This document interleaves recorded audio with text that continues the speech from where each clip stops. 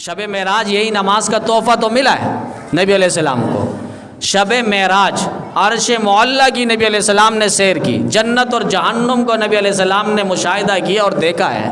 یہ نبی علیہ السلام کے بڑے معجزات میں ایک معجزہ ہے کہ سارے نبیوں کو اللہ تعالیٰ نے زمین پر معراج کروائی، ہمارے نبی کی باری آئی تو اللہ تعالیٰ نے عرش برین پر معراج کروائی. سارے نبیوں کی معراج زمین پر، ہمارے نبی کی معراج عرش برین پر. سارے نبی کی معراج فرش پر، ہمارے نبی کی معراج عرش پر ہو رہی ہے. اور ان میں سب سے بڑا تحفہ جو نبی علیہ السلام کو اللہ تعالیٰ نے دیا ہے وہ 5 نمازوں کا تحفہ ہے. آج شب معراج منایا جا رہا ہے، 27ویں شب کو جو 2 دن پہلے گزر چکی ہے، لیکن عوام الناس کو بالکل معلوم نہیں ہے کہ یہ شب معراج جو ہے احادیث کی روشنی پہ اس پر کیا فضیلت ہے، کیا کام ہے، کیا مخصوص عبادات ہے یا نہیں. پہلے تو ہم راتوں کو سمجھے کہ ایک شب معراج ہے، ایک شب برات ہے، ایک شب قدر ہے. معراج کا کوئی انکار نہیں ہے. سبحان الذی اسریٰ بعبدہ لیلا من المسجد الحرام الی المسجد الاقصیٰ، اللہ قرآن میں کہہ رہا ہے کہ نبی علیہ السلام کو اسریٰ اللہ نے کروایا. اسریٰ زمینی سفر، اور یہ اسریٰ کا منکر کافر ہے. اور ایک معراج ہے، پھر اسریٰ یعنی جہاں سبحان الذی اسریٰ بعبدہ لیلا من المسجد الحرام الی المسجد الاقصیٰ، کہ بیت اللہ سے بیت المقدس تک یہ جو سفر ہے اس کو اسریٰ کہتے ہیں. اور پھر اس کے بعد آسمانوں کی سیر اس کو معراج کہتے ہیں. بلندیوں پر، عروج پر اللہ تعالیٰ نے پہنچایا. اتنا عروج فکان قاب قوسین او ادنیٰ، اللہ اور نبی علیہ السلام بالکل آمنے سامنے، محو گفتگو ہوئے اور اس پر تفصیلی بات ہوئی ہے. اب یہ کس تاریخ کو معراج ہوئی، اس پر کتب احادیث کے اندر، تواریخ کے اندر مختلف روایات ہیں. شیخ الاسلام حضرت مولانا مفتی تقی صاحب مدث اللہ علیہ نے اس کی باقاعدہ وضاحت کی ہے کہ کنفرم معلوم نہیں ہے کہ 27ویں شب جو معراج رجب کے اندر ہے، ایسا نہیں ہے. کنفرم معلوم نہیں ہے، صحیح وضاحت کے ساتھ معلوم نہیں ہے. احادیث میں آپ دیکھیں گے ربیع الاول میں بھی معراج کا ذکر ہے. بعض کتابوں میں لکھا ہے کہ رمضان مبارک کو معراج کروائی اللہ نے. معراج کا انکار نہیں ہے، البتہ تاریخ کا انکار ہے. حتمی فیصلہ نہیں ہے.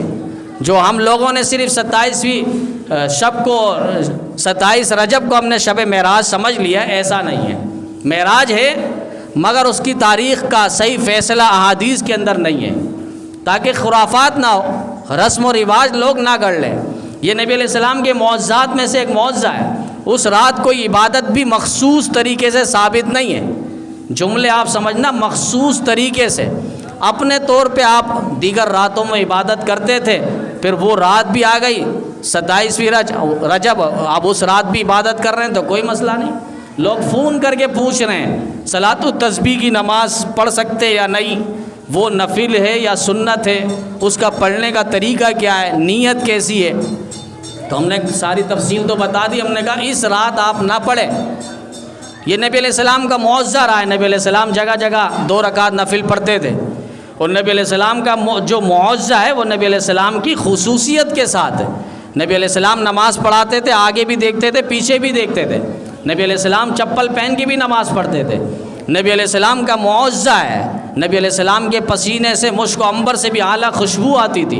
نبی علیہ السلام پانی پر انگلی مار دے تو انگلیوں سے پانی کے فوارے چھوٹ پڑے. یہ نبی علیہ السلام کا معجزہ ہے. کھجور کی تھیلی پہ ہاتھ لگ جائے تو 30 برس تک وہ کھجور چلتی رہے، کھجور ختم نہ ہو. یہ نبی علیہ السلام کا معجزہ ہے. اب کوئی وہ معجزہ کرنے کے چکر میں پڑ جائے تو ایسا نہیں ہے. معراج ثابت ہے، اس کا کوئی انکار نہیں ہے، لیکن معراج والی رات مخصوص عبادات وہ احادیث میں ثابت نہیں ہے. نبی کے بعد بھی 5 ہجری سن 5 ہجرت نبوی میں یہ واقعہ پیش آیا. اس کے بعد 8 سال نبی علیہ السلام حیات رہے، زندہ رہے. اور انتقال پرملال کے بعد صحابہ کا دور 100 سال، 1 صدی تک یہ سلسلہ چلا، مگر کسی صحابی سے بھی 27ویں رجب شب معراج میں مخصوص عبادات کوئی خاص طریقے سے ثابت نہیں ہے. شب برات آ رہی ہے، آپ اس میں عبادت کریں، صلاۃ التسبیح پڑھیں، کوئی منع نہیں ہے. یہاں تک کہ بعض تو روزہ بھی رکھ رہے تھے 27ویں رجب کو. حضرت عمر رضی اللہ تعالیٰ عنہ فجر کی نماز کے بعد تشتری میں کھجور لے کر پھرتے تھے اور جو روزہ رکھتے ان کا روزہ توڑواتے تھے۔ کہا تمہیں یہ نیکی کہاں سے سمجھ میں آ گئی، یہ ثواب کہاں سے سمجھ میں آ گیا؟ نبی علیہ السلام نے تو یہ عمل کیا نہیں۔ کنز العمال کی روایت ہے، حضرت عمر رضی اللہ تعالیٰ عنہ تشتری میں پلیٹ پہ لے کر جو روزہ رکھتے ان کو زبردستی کھجور کھلاتے تھے اور روزہ توڑواتے تھے۔ اس رات کو بڑا چراغا کر دیا گیا۔ اصل جو مقصد ہے اس مقصد سے ہمیں ہٹا دیا گیا۔ مقصد کیا ہے؟ 5 وقت نماز ہے۔ اب اس رات بس عبادت کر لی، ہم دین کے بڑے ٹھیکیدار علمبردار بن گئے۔ 5 نمازیں اس کا وقت پہ پابندی کے ساتھ پڑھنے کی کوشش کریں۔ یہی معراج کی اصل روح اور اصل حقیقت ہے۔